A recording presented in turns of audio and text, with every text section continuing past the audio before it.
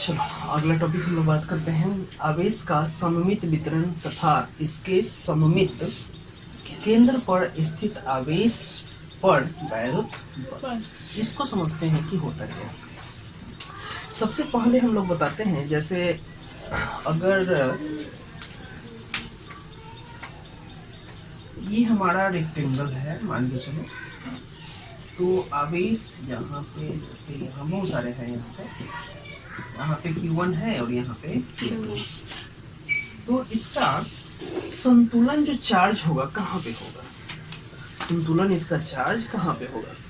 तो जब संतुलन चार्ज की बात करते हैं तो कहाँ होगा बताओ सबको, होगा सेंटर पे होगा इसका। तो सेंटर पे होगा मतलब एज ए इसके कहीं ना कहीं सेंटर पे, यहाँ पे ठीक है, जहाँ पे इसको संतुलित करके रखेगा। यहाँ पे क्यों लिए हैं, आप कुछ भी ले सकते हैं।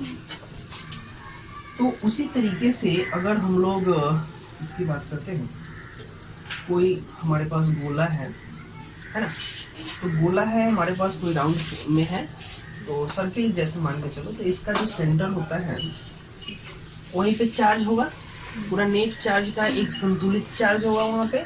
तो संतुलित चार्ज हमेशा कहाँ आता है, उसके सेंटर पर आता है। तो सेंटर निकालते कैसे हैं, तो सेंटर निकालते कैसे हैं, सभी जो रेखाएं होती हैं उनका कटान बिंदु होता है ना, होता है मान के चलो ये सारी चीजें कटान बिंदु, इसी को इसको सेंटर बोलते हैं।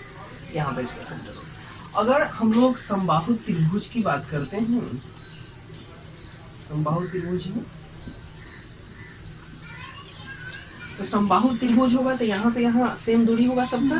तो सेम दूरी होगा तो हम लोग देखे हैं कि मान के चलो इस कोण को हम लोग डिवाइड किए, यहाँ गया, इस कोण को डिवाइड किए, यहाँ गया, इस कोण को डिवाइड किए, यहाँ गया, तो यहाँ पे हुआ। तो एज ए नेट चार्ज कहाँ होगा इसका, पूरा मतलब इसके केंद्र पर होगा। तो यहाँ पे इसके कोनों को डिवाइड करने वाले या इसकी भुजा को डिवाइड करने वाले जिस पॉइंट पर मिलते हैं उसी पॉइंट को उसका केंद्र कहा जाता है। और वहीं से क्या होता है, वो सारे चीज संतुलित रहते हैं। जैसे कुछ और एग्जांपल्स वगैरह दिए हैं, अस्थायी संतुलन और अस्थायी संतुलन।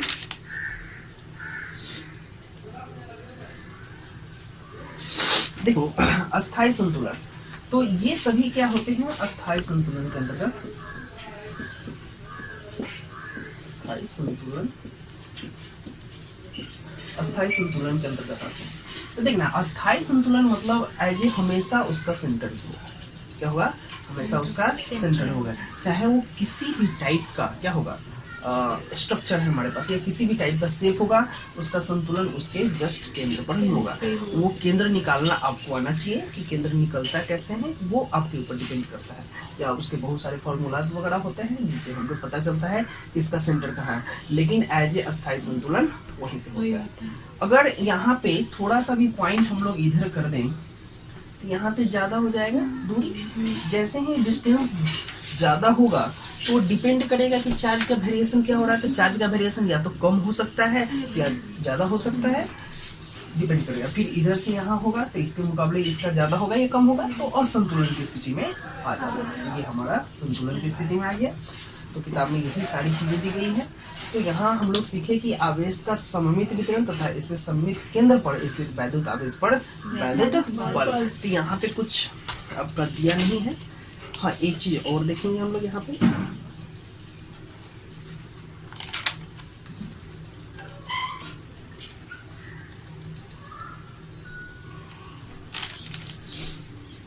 देखना हमेशा अगर हम लोग बात करते हैं इसकी बात कर रहे हैं, यहाँ से यहाँ की बात करते हैं Q1 Q2 की अगर बात करते हैं तो ये हमेशा ग्रेटर देन होता है 0 से हमेशा।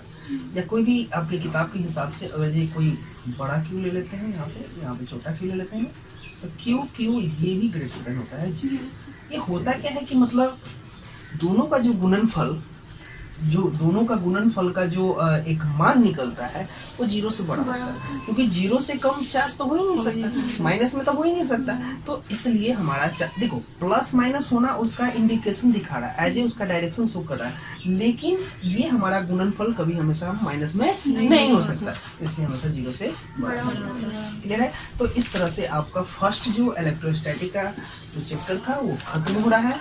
न्यूमेरिकल हम लोग आगे जब क्लास स्टार्ट होगा तो उसमें देखेंगे।